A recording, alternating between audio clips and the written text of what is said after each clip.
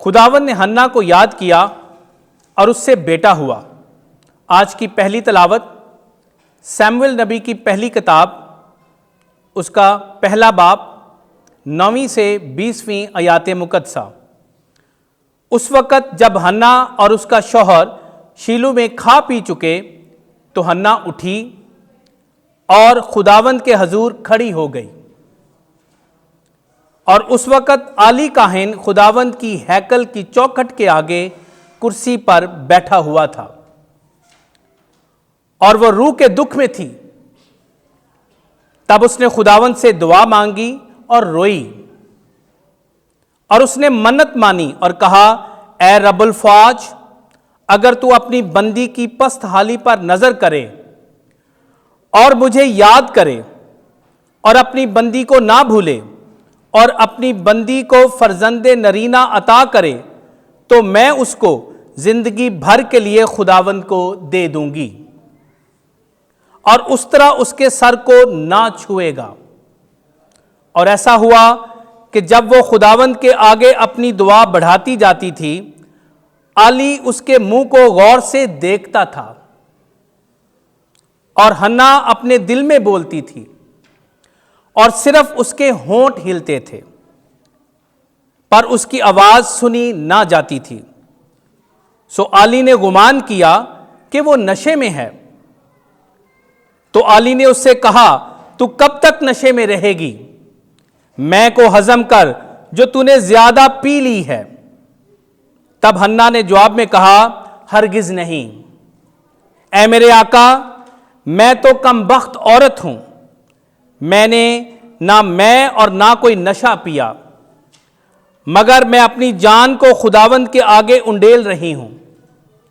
تو اپنی بندی کو خبیث عورتوں میں سے کسی جیسی خیال نہ کر، کیونکہ میں نے اب تک اپنے غم اور دکھ کی شدت کی بات کی ہے۔ تب عالی نے اس سے جواب میں کہا، سلامتی سے چلی جا، اور اسرائیل کا خدا تیری مراد جو تو نے اس سے مانگی ہے پوری کرے۔ تو اس نے کہا، تیری بندی تیری آنکھوں میں مقبولیت پائے۔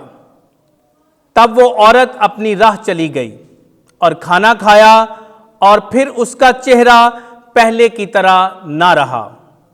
پھر وہ اگلے دن سویرے اٹھے اور خداوند کے آگے سجدہ کیا، اور روانہ ہو کر راما میں اپنے گھر کو واپس آئے، اور الکانا اپنی بیوی حنا سے ہم بستر ہوا، اور خداوند نے اس کو یاد کیا، اور ایسا ہوا کہ دنوں کے دوران حنا حاملہ ہوئی اور اس سے بیٹا ہوا، اور اس کا نام سیموئیل رکھا، کیونکہ اس نے کہا کہ میں نے اس کو خداوند سے مانگا۔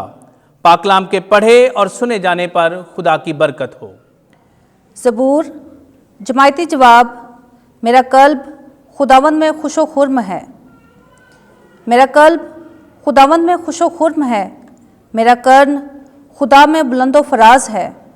میرے دشمنوں پر میرا منہ کشادہ ہے، کیونکہ تیری مدد سے میں خوش ہوئی ہوں۔ جماعتی جواب۔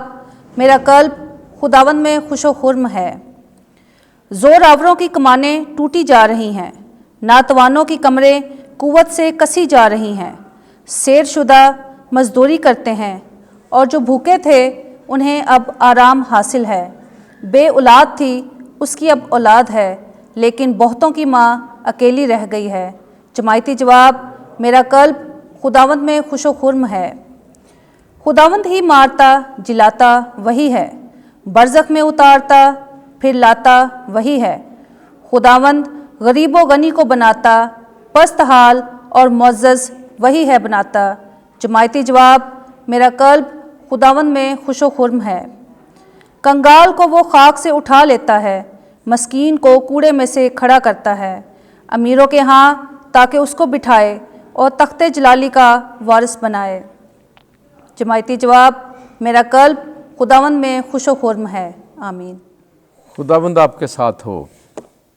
انجیل مقدس مرکز کے مطابق اے خداوند تیری تمجید ہو۔ پہلا باب 21 سے 28 آیت۔ اس وقت یسوع اور اس کے شاگرد کفرنہوم میں داخل ہوئے اور وہ فوراً سبت کے دن عبادت خانے میں جا کر تعلیم دینے لگا، اور لوگ اس کی تعلیم سے حیران ہوئے، کیونکہ وہ ان کو فقیہوں کی مانند نہیں بلکہ صاحب اختیار کی طرح تعلیم دیتا تھا۔